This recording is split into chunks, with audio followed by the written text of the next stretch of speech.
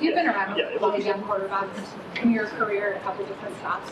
Do you believe in the jump that they can make in year 1 to year 2? And how can you help with that process? Yeah, I think I said this before. Like, I'm his yes man. Whatever he needs, whatever he sees. I think he's very open to conversation and just getting to know his vision of ball, and then he asks questions about mine. It's very cohesive. I think just the way he works, his mindset is definitely I definitely think he can have a lot of success this year. Evan, you're in, you're not in now.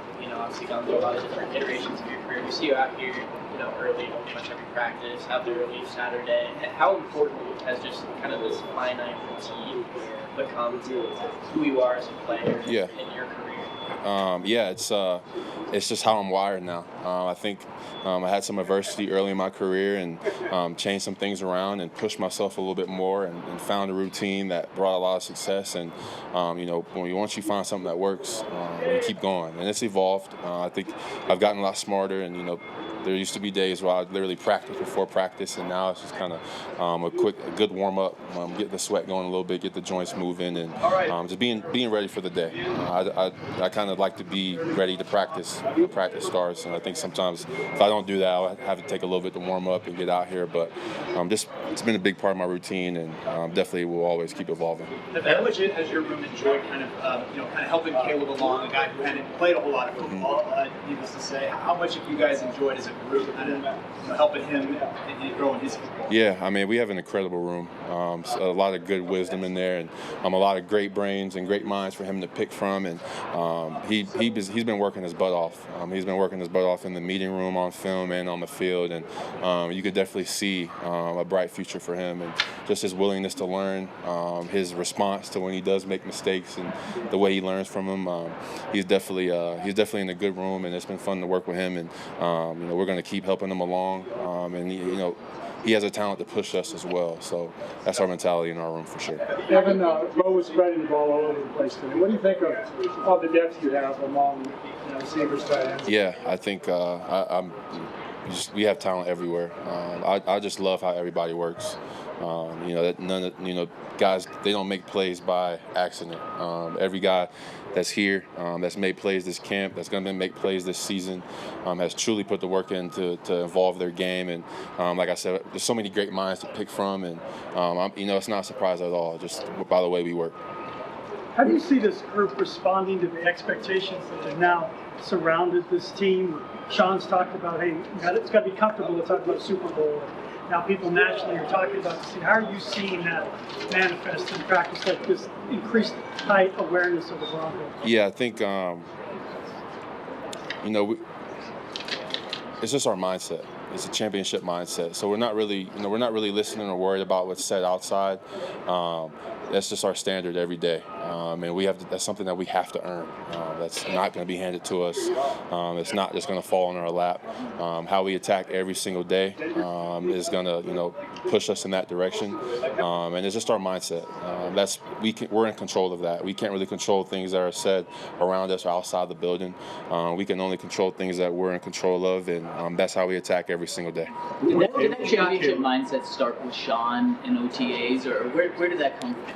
I mean, in my eyes, if you're not aiming for a championship, what are we doing? So I think we have the talent, and we have the right mindset and the right guys to adapt that mindset. We're the Denver Broncos, rich in tradition of winning, and so we're going to chase that every single day. Evan, you talked about adversity early in your career. Didn't you have, in the forgiving New York market, drops in your rookie year? And how do you come out of that? Because a lot of rookie receivers have trouble catching the ball versus. Yeah, I think I had a lot of adversity. Yeah, in New York, definitely around drops, some injury stuff as well. But I got blessed and built a great team around me, and found a trainer that really was able to keep it real with me and challenge me, and maybe look in the mirror and showed me the small little details that go into pass catching, and I just blacked out and put the work in.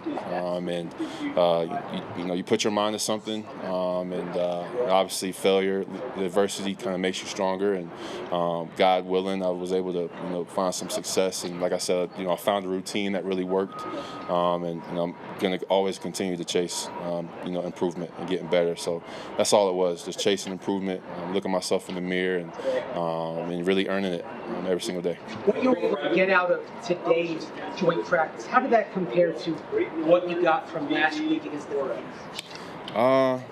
Honestly, I think today presented a challenge. We're deep into camp. We're feeling the long camp days, and